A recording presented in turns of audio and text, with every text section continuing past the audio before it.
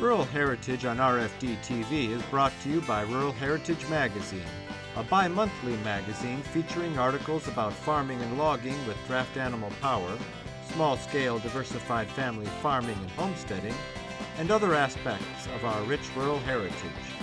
Rural Heritage Magazine, borrowing from yesterday to do the work of today. For subscription information, please call 319-362-3027 or order online at www.ruralheritage.com. Hi, I'm Joe Mishka. Welcome to another episode of Rural Heritage TV. James, where are you from? Wilmore, Kentucky. Okay. And you're here with? On the left right now is Rose, and on the right is Bill, and I've had them since March 1st. And this is, you say, the first time they've been out together plowing? This is their first time plowing. This is their first furrow, and then this is also their fourth time driving as a pair. They came from two different farms. Wow. So. Wow. The first time you hooked them up, how were they? Pretty good. Yeah, yeah. And then so the second time they've been matched step for step, and if you watch them today, I've been watching them this morning, they match front feet almost perfectly, 80-90% of the time. Well, you've got to be pleased. Yeah, for a accidental auction buy and an intentional, not technically parking lot purchase, but post auction, yeah. So what is your bottom price? So.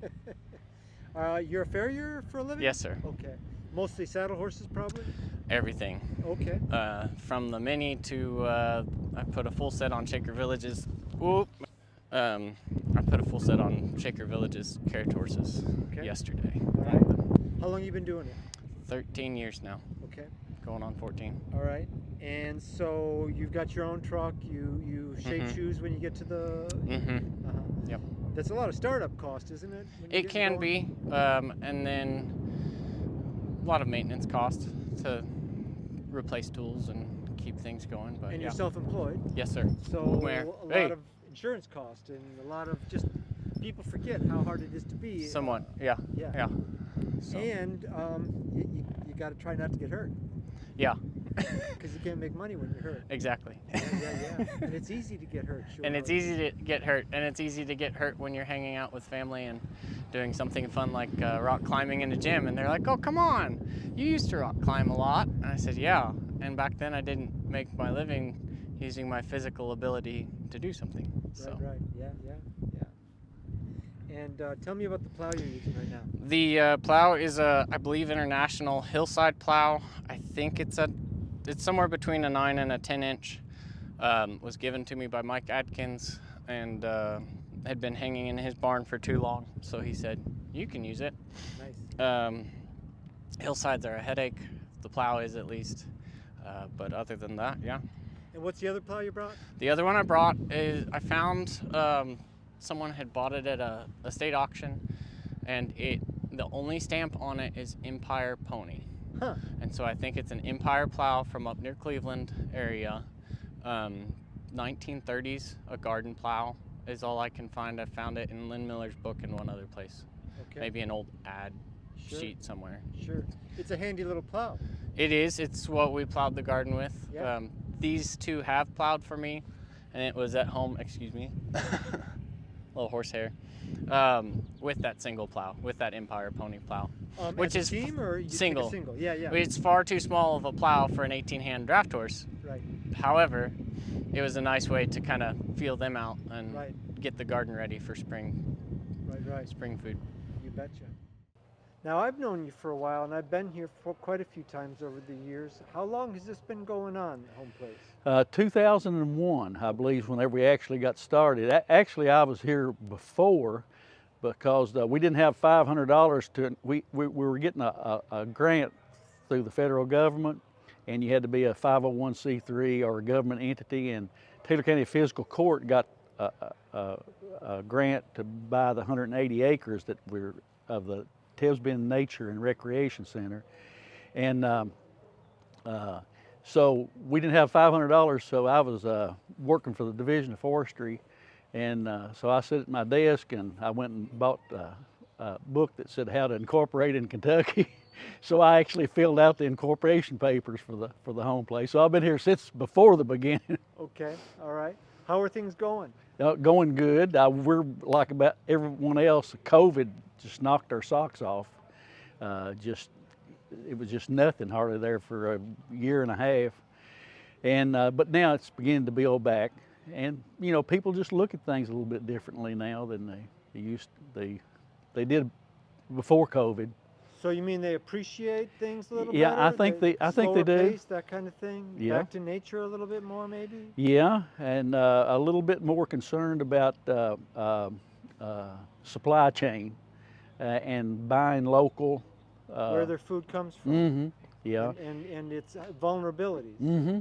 Yeah, and we started a Homesteaders conference here a couple years ago, and we had double the amount of people the second year that we did the first year, and we had people come from Iowa, Colorado Wow. to a Homesteaders conference here, and it's yes, there's more of a consciousness about the world that we're living in and how it could change very quickly. Right, right. Yeah, we're very vulnerable in a lot of ways. Mhm. Security, national security. Talk to me about that conference. When is it in 2024? I'm not sure on the date. It's in November. We've been having it in September, but there's such an interest in the slaughtering of all animals, and so we moved it to November because it's colder and less competition, I guess you'd say, from other things that's going on in September. Sure. We're going to be slaughtering a hog, a goat, sheep, rabbit, chickens. There's a big YouTube following for anybody in the homesteader group. They're all trying to learn how to do things, but then to be able to come to a place like this and actually have hands-on, see it done, and actually get their hands bloody, so to speak. And you got a new trail. Talk to me about that. You got an agrarian trail? Agrarian trail, almost 3 miles of agrarian trail. We have over 5 miles of wooded trail on the Tibbs Bend Nature and Recreation area, and then here on the home place itself, we operate as kind of one entity to begin with, so it's 400 and some acres. But with the agrarian trail, it's all at an open land going through the farmland, and we're developing points of interest, and we're excited about it, but it takes a while to get anything started. Absolutely. In this impersonal digital age, Mishka Press calendars offer you a personal connection to the events in your life.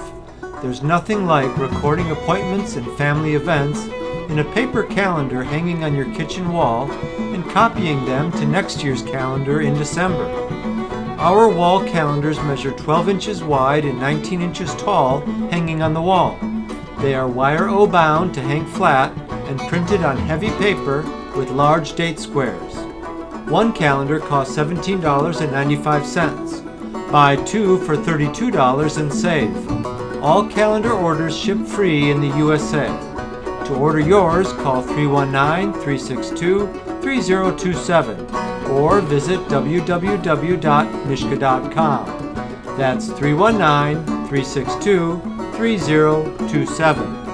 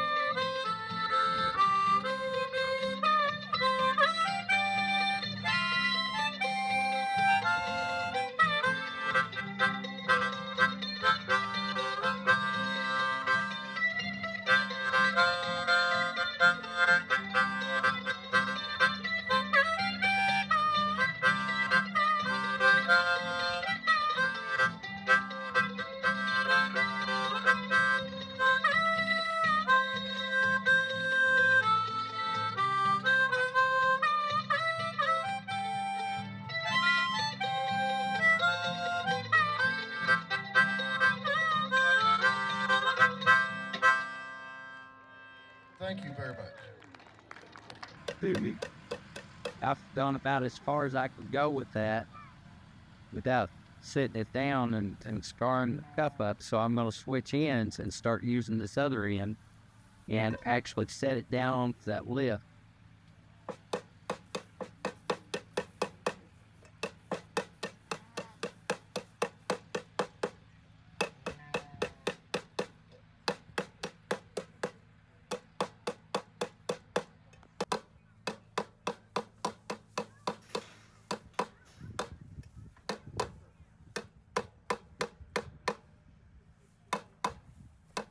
There we go. Now it's on top of that lip. And then I'm going to take it one step further and ham it over to the side, but I want to make sure I've got that crimped down first. So I'm going to switch my hammers out. This is called a riveting tool, and I use that in making like the coffee pots and putting hand rivets in there in case someone was to boil it dry. It would melt all the solder off, but everything would be held in place because it's hand riveted to the vessel itself. But right now I'm going to use it to set the bottom down with and crimp it.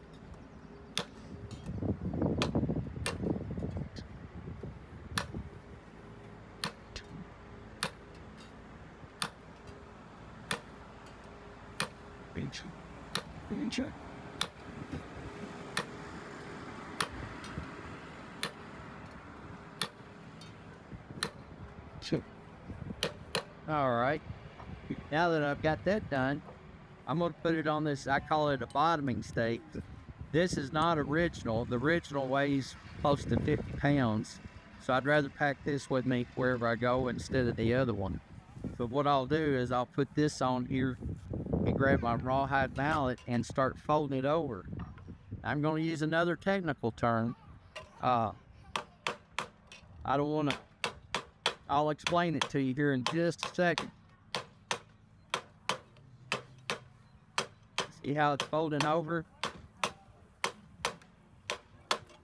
But now the metal is very unforgiving and it wants to pop back out. So I'll have to, after each pass, check it. And the technical term I'm going to use is called boogering it up.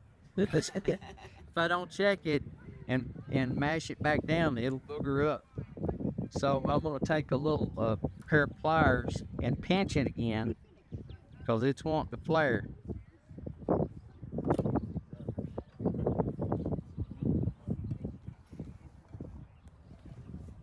Did you ever hear that in school? Oh. You learned something new then, did you? Okay. Every time consuming make man. It is, yeah. It usually takes about 45 minutes just to make something as simple as a cup. And I've already put the wire edge in the top rim of it, and now I'm getting the bottom fixed.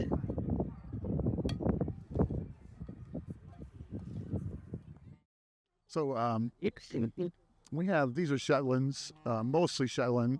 There's a little bit of dairy sheep mixed in there, but this is our ram, and he fathered all of them. We have 35 lambs on the ground right now, so he fathered all those. So he has a pretty good job, so we probably have 60 some odd sheep right now, and we will sell all the males in the fall. So As yearlings before they come one, right, they'll be 6 months old or so, and then they're sold to market. Yes. Okay. All right. So you don't have fiber sheep. You've got meat sheep. They are fiber sheep. I mean, They are fiber. It's kind of a finicky market, so most of the wool isn't worth a lot of money. It's not worth the time you put into it. Now, our ram, his wool is worth money, and maybe a few of these others, but most of the ones we have, their wool's not worth much. Because of the color or the quality and your weavers want a certain type of wool, and which is what he has. But the rest of them are really, that's all we have them for. We don't have them for the wool value. But how is the meat market? Compared to cattle, it's always much better. So per pound. So Okay. You have kids? We have lots, Yeah, okay. but they're all older. So You've grown up and moved away? We have 5 kids and 8 grandkids and a 9th grandchild on the way. All right, so the grandkids come to visit. Yes. oh sure. I've always found that kids around sheep aren't such a bad thing. That they can, as opposed to cattle, which can hurt you. Oh, right. Yeah, they're not gonna hurt you much. They'll be out and play with them, pick them up. They enjoy them a lot. Yeah. Especially this time of the year when all the baby lambs are on the ground. So they show up on the farm, then it takes their phones away. So they are out planting stuff in the ground and cleaning stalls, and so Playing with sheep, Wonderful. chickens, yeah. And I'm sure your kids, their parents, are grateful for having grown up on a farm. Yeah, well, most of them didn't. This was kind of later. right. So yeah, it's You guys went through a midlife crisis and bought a farm. Yes. well, we're both city folks that moved to the country. So Sure. you don't regret it. no, we could never go back. Except for every 2 weeks when we have to go to Sam's Club. Otherwise, we stay away from the city. But Russell Springs is a beautiful area. Yes, yeah. it is. Countryside. Then sure. It is. Yeah. Yeah. Things are, But yeah, we enjoy it. We have some cattle also, and some horses, and lots of chickens and turkeys, ducks. Nah, that's right. We have ducks. so straight up homesteaded. Oh yeah. Very diversified. Yeah. It's terrific. Yeah. Do you grow any crops then? Just we do hay now. Uh-huh. So that's we have about 60 acres of hay, Wow. and we probably keep a third of it and sell the rest. Okay. So And then we have a large garden, so that's just kind of for family, us and family. So That's a cross. That's a lot of work. it is. we have bees also. Yeah, we got these last year. Nice. You're very busy. Very busy. Oh yeah, we are wide open. Why are you here? Oh, well, Billy Joe Fudge, we actually go to church with Billy Joe, and he, a few years ago, he asked us to, bring some sheep out, and so we've been doing it. It's probably our 3rd year inside. Border Collie? She's a Sheltie. Oh, a Chelsea. Okay. Yeah, really true. now. Yeah, Do you have a working dog? we've got 5 working dogs. Okay. Are they Border Collies or No, we have healers? we have Anatolians to protect the sheep. Okay. So Anatolians are Beautiful. they're not herding dogs. They just, Livestock guard dog. they just hang out, and if something shows up, they don't leave. So, and we have another Anatolian that's kind of Even that. he's kind of on the porch that protects our garden and everything else. And then Sure. we have a couple of golden retrievers that are just barkers, but they're not going to hurt anything. But You don't get a lot of deer eating your garden, I bet. we do not have anything eating our garden. No, That's awesome. Nothing gets the chickens either. no, we haven't lost a chicken in years. So You're from Columbia? Okay. Whereabouts is that? Columbia. Next, This is- Just over yonder. this is Campbellsville. Columbia's right on 55. Okay. All right. Do you pull with this team? Yeah, I do. Okay. They look in shape. They eating good. Yeah. I work the 'em. pulling season hasn't started yet, probably, or is it year It round? has. It has. I ain't been out, but Okay. I'm fixing to go out next Friday. All right. We're going to Virginia You've been doing that for a long time, horse pulling? all my life. Okay. No, I've been pulling horses 40 years. Okay. All right. Most of your life. Yeah. All right. You grow up. Dad pulled mules. Okay. All right. Do you prefer horses or? Oh, they act a lot better than a mule does. Mule's head's on the wrong end all the time. Okay. All right. Of course, they probably wouldn't agree with that, the mule man. Oh, not a bit. Yeah, No. Yeah. We've all got our own priorities, so Yes, sir. They're working good for you. they're a good old team. Yeah. How old are they? 7 years old. Are they related? Nope. Okay. Maybe cousins. Okay. They're both Lagodi bred horses. He's out of Springback Jesse, and this one's out of Mulling Stoke. He weighs a little over 28, and this one weighs a little over 26. Really? Wow, that's big horses. So does that mean you pull heavyweight then? Yeah. Yeah. Okay. What can you tell me about your plow? I can't tell you nothing. It's Nothing? barred. It's Okay. barred. All right. Do you know what kind it is? Nope. Okay. I know it's a good one, though. Yeah, it's working. You good got to for have you. buddies with stuff like this. Yes, sir. I wouldn't have come if he hadn't brought the plow. Yeah, He brought it just for you to use it. right. Nice. Ronnie, That's old terrific. feller down there, built overalls on. Okay. Interview him. He'll talk to you more than I will. All right. All right. No, you've talked to me fine. That's perfect. I just like to hear a voice when I put on a team of horses working. It's nice Yeah. to see who's with them and where they're from. But but they're working good for you. This ground is turning over okay? It is. It's a little sticky? It is a little wet, but it's all right. Yeah. I guess it keeps getting worked every year, so it's not too packed down. I don't know that we plow here about every year. It don't matter how wet or dry, they still out here. Yeah, yeah. I guess they put it in crops after this plow day. I don't know what they do with it. Yeah. I think they've been growing corn on it, and I think they usually try to grow a heritage corn. Well, that's corn there, so Yes, I don't sir. know what kind it is. And I've been here when they picked it by hand and threw it in the wagon and threw it in the crib down there. 100 years ago, I done that. Did you? Yeah. You don't miss it. Not a bit. And don't miss tobacco none either. Yeah. Lord, that's a lot of work. It is a lot of work. That's labor intensive. Yeah, yeah. And not always money in it. But that's good work for mules, isn't it? Yep. Tobacco. Horses, anything. Yeah. It paid for 90% of the old farms Yeah. 50 years ago. Right. Yep. Now it's most of it that comes from overseas. Uh, That market's gone away. I got a neighbor, at least, he's got 18 acres on me. Does he? Yeah. Is that wrapped tobacco that he grows then, or do It's you just know? really burley tobacco. Okay. All right. I think he's got 100 acres. Really?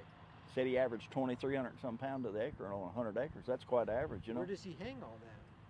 I don't know. My barn will hold 8 or 10, and Yeah. he hauls it somewhere I don't know where. Boy, that's a lot. Rents to barns, hang. which there's a lot of barns empty, you know. What Sure. ain't fell down now. Yeah, yeah, sure. I'd leave the county if I had 100 acres of tobacco. Lord. I used to grow 10 or 12, and that was enough. Yeah, yeah. This program is available for purchase. To order your copy, please call 319-362-3027 or visit www.ruralheritage.com. Rural Heritage is a bi-monthly magazine dedicated to draft animal farming and logging, as well as other aspects of our rich rural heritage. It is published by Mishka Press, which also offers a complete line of back-to-the-land books, DVDs, and calendars. Call or write for a catalog or subscription information, or visit our website at www.ruralheritage.com.